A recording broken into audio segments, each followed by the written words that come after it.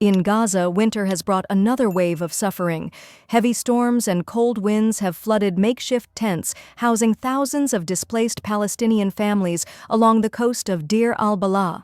With Israel blocking the entry of tents and mobile shelters, people are left to endure the freezing rain inside fragile cloth shelters that collapse under the water's weight.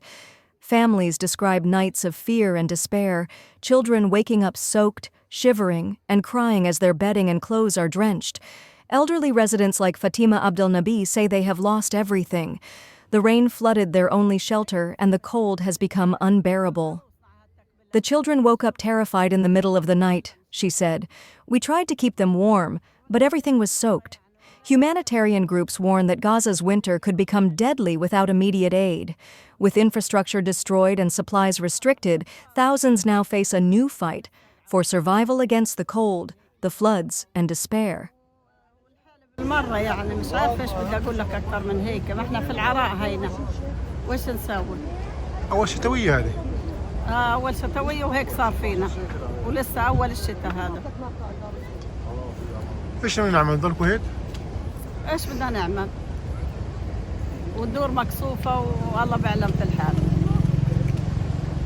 مش عارفين لسه إيش بدنا نسوي، بدنا نطلع هينا وهيك في الهواء.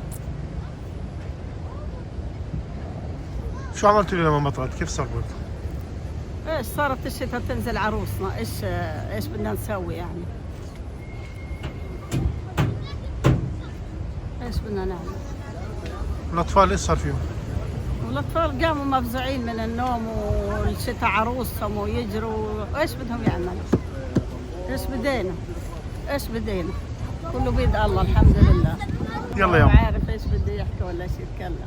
ما هو معروف الواقع على الواقع مبين كل شيء. يعني كانت صعبة على الأطفال عليكم؟ صعبة كثير، صعبة كانت. الولاد قاموا مفزوعين وطلع مناظرهم لا لبس ولا حاجة. ايش بدهم يعملوا؟